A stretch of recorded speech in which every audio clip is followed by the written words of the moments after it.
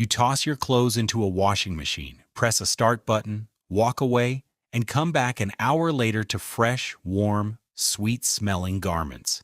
It is one of modern civilization's greatest silent miracles. But if you were to travel back in time, just a few centuries, let alone thousands of years, you would quickly realize that doing laundry wasn't a simple household chore. It was an apocalyptic ordeal of back-breaking labor, toxic chemicals, noxious odors, and genuine physical danger.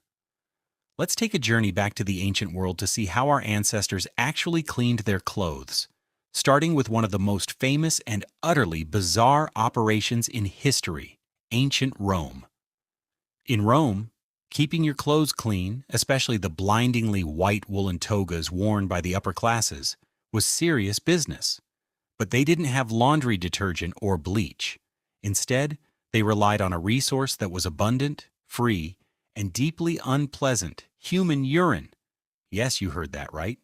Urine contains ammonia, a chemical compound that naturally breaks down grease, sweat, and stubborn stains. The Roman fullers, who were the professional laundry workers of the ancient world, set up large pots outside public restrooms and along busy streets specifically to collect human waste. Citizens would pee into amphorae placed on street corners like public trash bins. Once the pots were full, they were hauled back to the Phalanca, which was basically an ancient dry cleaning factory. Workers would pour the stale, fermented urine into large stone vats, dump in a pile of dirty togas, and then climb right inside. They would spend hours stomping up and down on the clothes, a process similar to how grapes were crushed for wine. The ammonia in the urine would chemically react with the grease, lifting the dirt out of the fabric. After a vigorous stomp session, the clothes were rinsed out with fresh water, dried, and often treated with sulfur fumes to bleach the fabric back to a bright, dazzling white.